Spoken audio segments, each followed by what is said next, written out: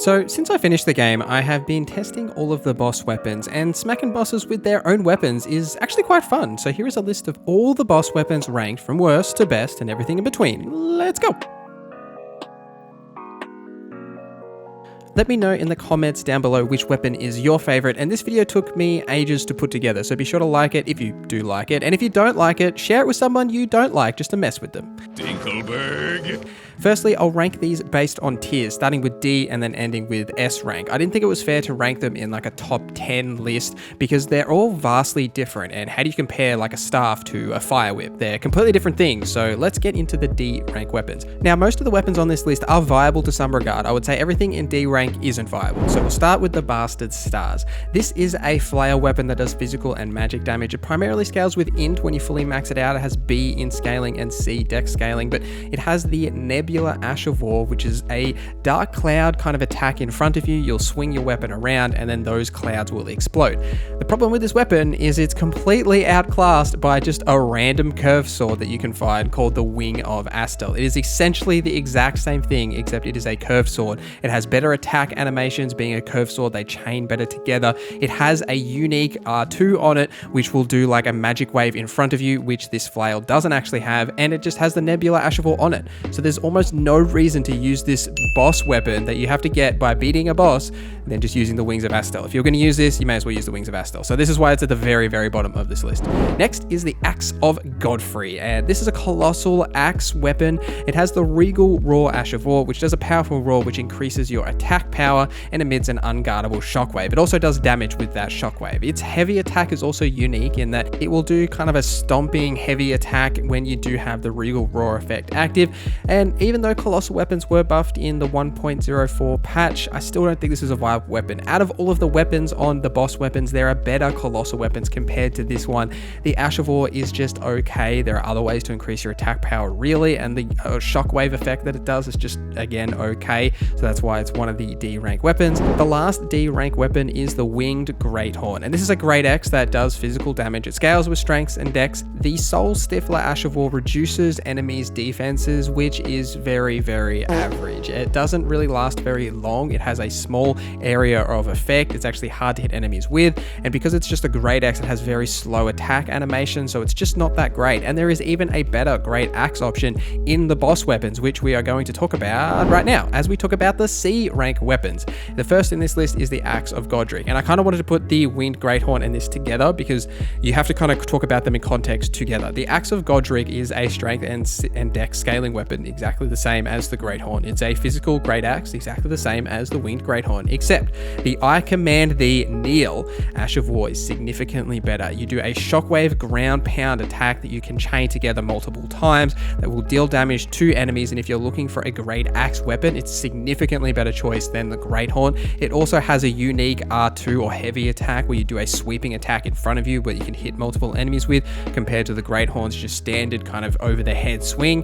This is a solid Great Axe, and it's significantly better than the Greathorn, and that's why these two go together. It's still not one of the best boss weapons, but they both compare well, and this is my first C rank weapon on this list. And the next is the Giant's Red Braid. This is a physical and fire whip that will deal both of these damage types to enemies. It primarily scales with strength and faith. When fully upgraded, it has B scaling in both, and its Flame Dance Ash of War is probably the main standout for this whip, and it's the main reason why it's in C rank. The Flame Dance will imbue the whip with a fire attack and deal like a wide-ranging agile swings all around you. It deals decent damage. Other than that though, the thing with whips is that their attack animations are pretty slow. They're kind of just very singular attacks. You can't really chain them together very well. It's just the Ash of War that's the real standout here as to why it's probably better than some of the other options, and it's probably the best whip in the game as well, so it gives a little bit extra points for that as well. The next is the Grafted Dragon, which in a similar way has the same benefits to the Giant's Red Brand. It's physical and fire damage as well. It scales with strengths primarily at C, and then dex and faith with D scaling. Its Bear Witness Ash of War will deal a fire damage in kind of a cone effect above you that will spread out and deal damage. It can be hard to hit enemies with this though, because they have to be kind of right on top of you to hit them with the main effect of this damage. Otherwise it will just hit them with the little bits of rocks that kind of go around. This weapon can't be two-handed. You only get the one like knuckle fist of it. You could just get another one in New Game Plus and have two if you really wanted to do that, but you can only have the one, so you might have to put something else in your offhand, whereas with fist weapons, typically you would be two-handing them, so it loses a bit of points for that. The Ash of War being okay, hard to land, not the best, but this being one of probably the better fist options. If you wanted to go that route, it's probably worth picking up, but I don't think it's better than some of the other boss weapons on this list. Next, we'll talk about our B rank. We're getting into the better weapons here. B for better, I guess. Mogwen's Sacred Spear. This is a great spear that does physical and fire damage. So many of these weapons do physical and fire damage, by the way, I just realized. Turn on the Ring of Fire. The Ring of Fire. Oh, you said you could do it. The Ring of Fire! This is a strength and arcane scaling weapon primarily. It causes blood loss buildup, which gives it extra points on top of that. The Blood Boon Ritual Ash of War raises the Sacred Spear and pierces the body of the Formless Mother. Stab up to 3 times, creating explosions of blood with each thrust. It's a brilliant Ash of War. This skill will coat it with Blood Fame for a little while afterwards, so it'll deal more blood loss and damage as well. You can also attack while shielding because it's a piercing weapon, so you can keep that shield up and just kind of poke away at enemies. It's got a great Ash of War. Being a spear, it has great attack animations for a kind of defensive style build if you wanted to hold that shield up and poke away at enemies, and then the big AoE Ash of War that you get for this weapon. It's a great weapon that you could use in multiple scenarios. Next is the Dragon King's Crag Blade. This is a physical and lightning damage weapon, which is very rare and gives extra points for that. It's a heavy thrusting sword, which is also very rare. There's not many of those in the game. This is a dex scaling weapon, primarily finishing at B scaling. Its Thundercloud form Ash of War is a little hard to land. It does do decent damage, but it's really interesting Ash of War because when you do hit into that cloud form and you're flying through the air, you're actually invincible. You can't take damage until you actually hit the ground. So you can avoid attacks by doing this and then lunge yourself into dealing damage. And if you hold the effect for longer, you can stay in the cloud form for longer. It also has a unique R2 effect on it as well. And it also deals extra damage to dragons, being 30% to normal dragons and 15 to ancient dragons. So it's a well worth using if you're fighting dragons, but a heavy thrusting weapon isn't my favorite style of weapon. It's a piercing weapon, so you can do the same thing with the Sacred Spear and holding your shield up and then piercing through it. It has decent kind of speed for its attacks, being that thrusting weapon that it is. I like it. I don't love it. That's why it's sitting in B rank. Next, we have the Lion Great Bow, and this is the only bow on this list, and part of that reason why it gets into the B. It does have probably the best Ash of War for a bow, being Radahn's Rain, where you will jump into a low stance and shoot arrows up, and a flurry of arrows will land down onto the enemies. If you don't have an enemy targeted, this will just do it onto yourself. If you do have one targeted, it will do it onto them. You can also combo this bow with Radahn's Spears, which is a great arrow that will deal 20% extra damage to enemies you hit with this. So by comboing these two together, you can deal great damage from range. The issue with great bows is that they are very, very slow to actually getting the arrows off. So if you do get caught into melee range, you're going to have a very bad time. But it's overall, this is probably a really good great bow. You know, I think that there aren't many other better options other than this great bow. So if you want to go the great bow route, you can definitely pick this one up. Next is Malakath's Black Blade, and this is a physical and holy colossal sword that deals physical and holy damage to enemies and scales primarily with strength and faith, which is perfect because a lot of faith builds do scale with strength as well, so it works perfectly for those options. Its Ash of War Destined Death is also really good. When you do slam the weapon into the ground, you deal immediate damage to things around you. It also lowers the enemy's maximum health and continues to wear down the HP for a short amount of time. I really struggled with whether this should go into B or A, and I ultimately decided with B because being a colossal sword, it has slower attack animations, and realistically the jump attack is probably the main attack you'll use with this weapon other than the Ash of War. And I mean, you could just spam the Ash of War because it's, you know, going to deal the most amount of damage. Because of that and its lesser amount of flexibility is why I ended up going in B, and I think there's some better sword options, not necessarily colossal swords, though there is one on this list that really outweighs this weapon. That's why it ended up in the B rank. Now let's talk about the A rank. These are pretty much really, really good weapons that you can use in tons of different situations.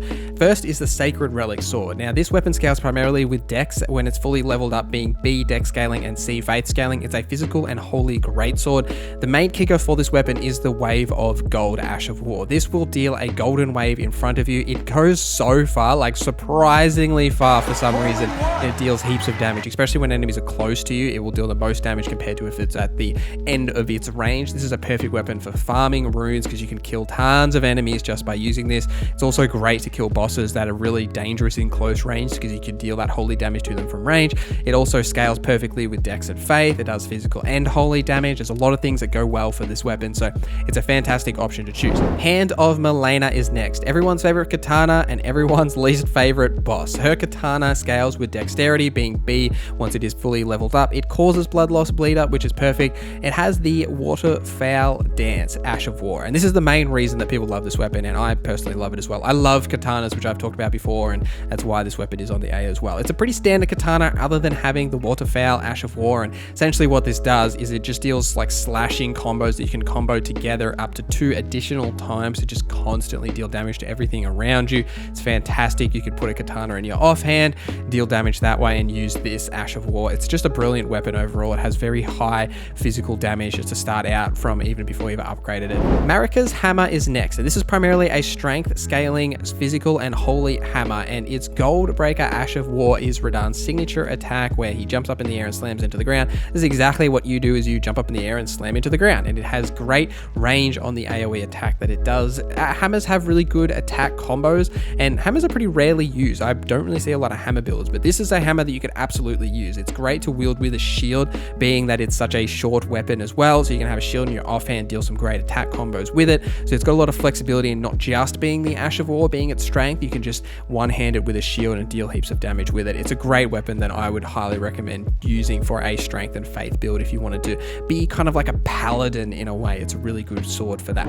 Margot's Cursed Sword is next, and this is a primarily dexterity scaling curved sword that just does physical damage. It causes blood loss, bleed up, however, and I was tinkering with this to going into B rank, but I eventually decided on A because I do like the curved greatsword's attack animations that they do a bit like the Bloodhound's Fang, which is also a curved greatsword, but this has the Cursed Blood Slice Ash of War on it, which deals a diagonal slice in a burst of flame that will do, and you can follow this up with an additional attack. So it's got a great Ash of War on it that deals really solid damage. It also does blood loss, bleed up, which is perfect if you wanted to combo it with some blood loss talismans or things like that. That's why this weapon ended up in the A rank. It's time for S rank. We've got 3 weapons on this list. Are you still with me? Let me know in the comments if you're still with me. All right, let's start out with the Star Scourge Greatsword, and this is a strength scaling physical and magical colossal sword. Now, we had some other colossal weapons and colossal swords on this list, like Malekith's Black Blade, but this weapon is significantly better in like every regard. We will start out with the Ash of War Star Caller Cry.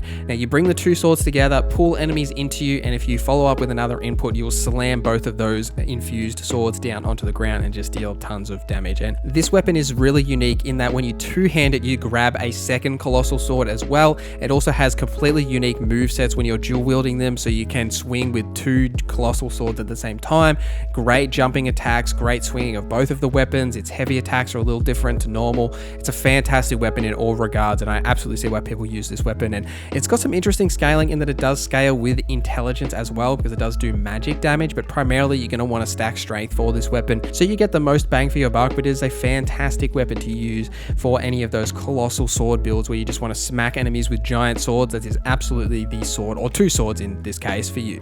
The Carrion Regal Scepter is next, and this is the only staff on this list. I do not understand why there is no boss seals, like sacred seals. There's only a staff. I wish there was a sacred seal from bosses, but anyway, the staff is the staff you get from Renala, and it does have an Ash of War, which is the spinning weapon skill, and I don't know why you would use this. Honestly, you're using a staff. You should be shooting things with this magical weapon, not using the Ash of War, so we can just ignore the Ash of War realistically. But this is essentially the most powerful staff in the game, other than the Lucent's Glintstone staff does out damage it, but it does increase your FP cost. So realistically, you're going to want to use the Carrion Regal Scepter in most situations. It has a 60 intelligence requirement, which is pretty high. It stacks with intelligence at S scaling. It's a fantastic weapon to use, and I would highly recommend using this staff in all situations for any magic builds. Absolutely, you can use this and just ignore the Ash of War. But other than that, it is a fantastic staff, and it's what I've used through my entirety of my intelligence playthroughs, which has been most of my playthroughs in Elden Ring. Number 1 on this list, and certainly not the least on this list, is the Blasphemous Blade. This is a faith primarily scaling greatsword that does physical and fire damage. It does end up with C dexterity and strength scaling, which is also perfect because a lot of the other weapons will finish with B with their top scaling and then D in the others. This is C across the board, with faith being B. Every time you kill an enemy with this weapon, you heal some of your max health as well, so you get health back just for using this weapon, which is just a huge benefit for any kind of weapon to have. Taker's Flame is the Ash of War here, and you will deal a forward blast, which will deal damage to any enemies in front of you. It will steal their health and restore your own health. This is an insanely good Ash of War. You can also combo this with things like Flame Grant Me Strength, which increases your physical and fire damage. You can do this for the other physical and fire damages as well, but with you doing this and being a faith scaling weapon, you can just have tons of great damage with this weapon.